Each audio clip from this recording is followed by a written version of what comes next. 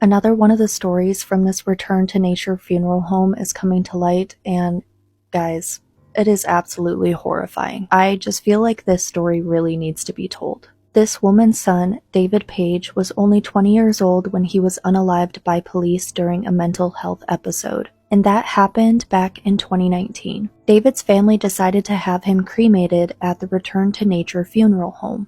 A few days after his death, David's mother asked for permission to see her son to identify him, but she was denied this request because, according to the funeral home, they had already cremated him. 4 years later, David's mother gets a call from the FBI, and it turns out that David, along with 189 other individuals, was left to rot in an outbuilding on the funeral home's property.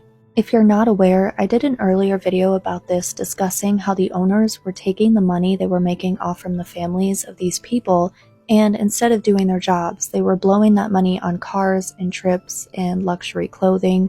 This poor mother had to not only lose her son in such a tragic and unexpected way, but also had to hear that he was left naked and exposed without a body bag or even a sheet covering him. He was left in a room with no refrigeration to be eaten by rats and maggots. I really need you to understand the gravity of this. In this building where all of these bodies were being kept, there was 8 inches of bodily fluid covering the entire floor. These people looked this grieving mother in the face and told her that her son would be taken care of with dignity and respect, and then they disposed of him like trash. She carried ashes around for 4 years, believing that it was her son's remains, only to find out that he was left in a building to decompose. And 17 more bodies that were in that building have yet to be identified, leaving their families with absolutely no closure.